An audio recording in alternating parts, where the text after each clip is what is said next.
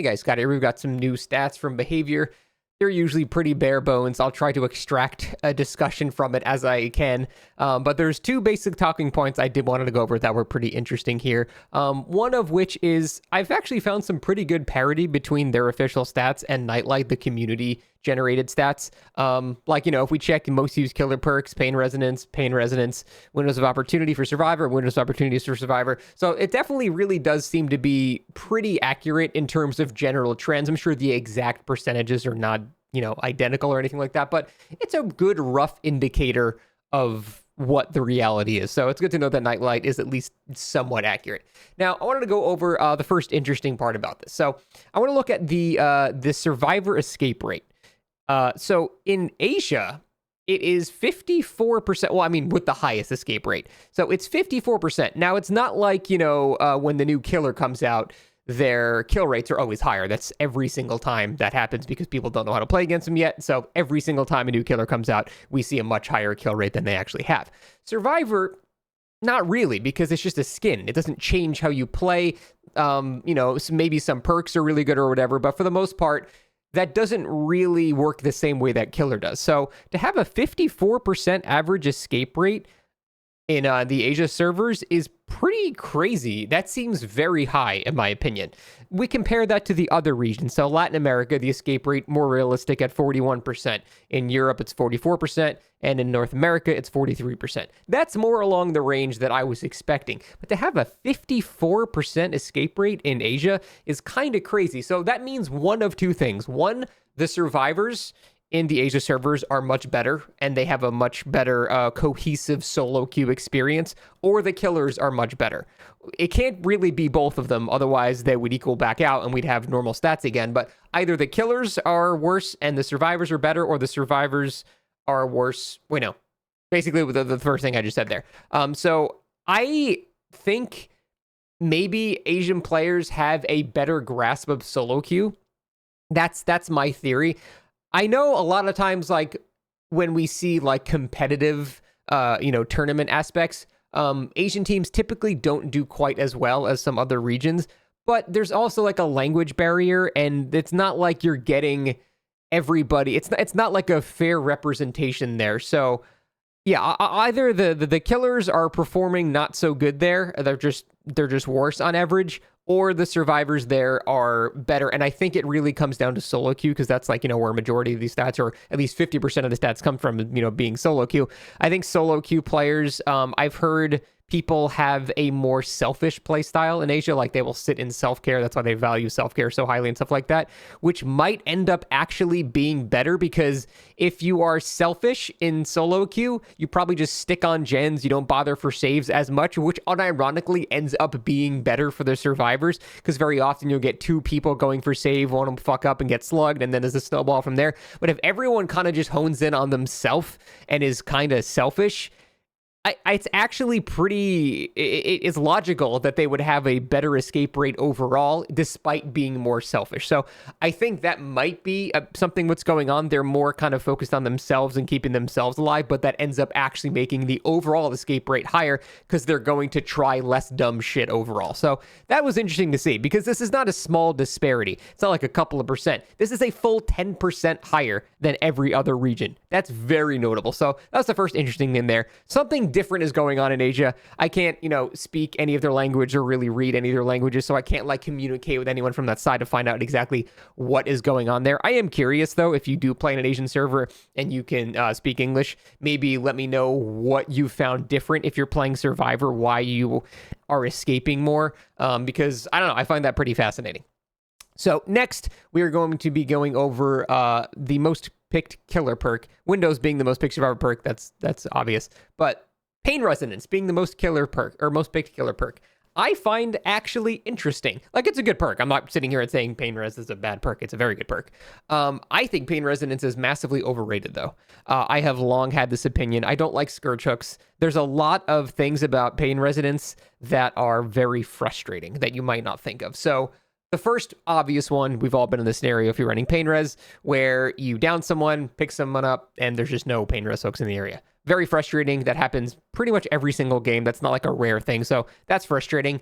Then there's the second aspect of it, to where even if you get your pain res used, depending on which gens got completed and when, you might not even get the full 20% regression on it. So it's limited by that as well. Then there's also the much more or much less obvious aspect that the time you spend walking to pain res hooks sometimes negates the benefit from the pain res to begin with. Like if you have to walk an additional 8 seconds to get to a pain res hook, and then you have to do that 4 times, for each of your 4 pain reses, you've wasted half a minute just walking to hooks. You also are now not able to really put someone in an advantageous hook position because you're probably going to value the pain resident. So you can't hook someone in a 3-gen, which will allow you to guard the 3-gen and the person on hook at the same time. So it kind of forces you out of position sometimes. There's a lot of downsides to pain resonance that makes me not enjoy it very much. I think there are much better slowdown perks than pain res, and yet it is overwhelmingly the highest picked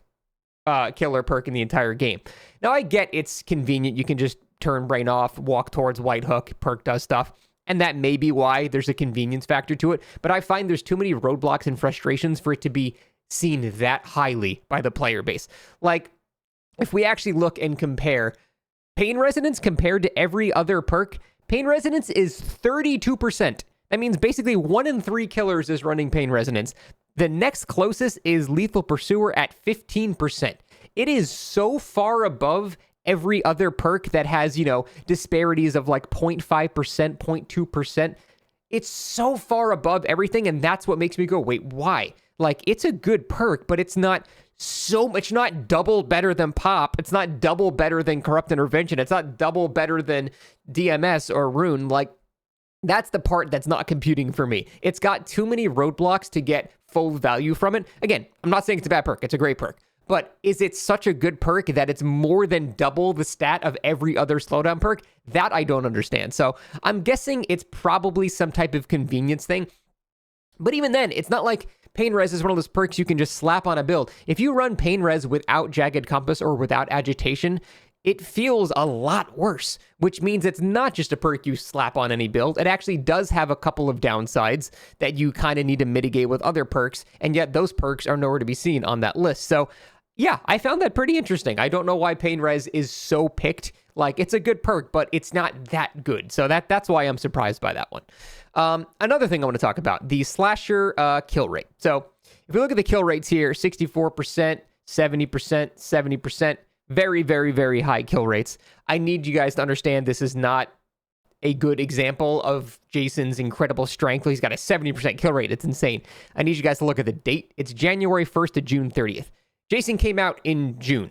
Whenever the killer comes out, it's always inflated kill rates every single time. This happens even with shitty killers. They always have much higher kill rates than they actually will settle on because of the obvious. People don't know how to go against the killer yet. And Jason does have a lot of aspects that you really need to learn at playing Survivor, or you're going to get completely shit stomped by him. So now that the waters have cooled a little bit, if we go and check the actual killer kill rates from, the last 30 days, it's dropped significantly. Even on Nightlight, this was like 62% before. Now it's down to 48%. If we go back once, it jumps up to 57%, 130-day window back. So this is what happens every time, and which is why I kept saying, Jason's not overpowered. Just give people time to realize he's got plenty of counters, and it seems like that's finally starting to happen now. People are starting to realize that he does have counters. His kill rate is still pretty good, but it's not like, better than Ghoul. It's not going to be ridiculous outlier anymore because people have finally learned how to go against him now. So still a very good killer. And, with the Hex build, still wildly oppressive, but Thrill the Hunt's also getting nerfed. So, with all those things, I think we can safely say that Jason is fine, and he has always been fine. It was just that one build that was making him pretty disgusting, and that build is getting nerfed. So, I don't want people to see 70% kill rate and think that's relevant to today. This is outdated information from, over a month ago. So, other than that, any other outliers here? Ghoul being the most picked in Asia. That's the most picked killer seems to vary. We got Wesker in Europe. In North America, we have Springtrap, and then Huntress for Latin America. So really kind of all over the place there.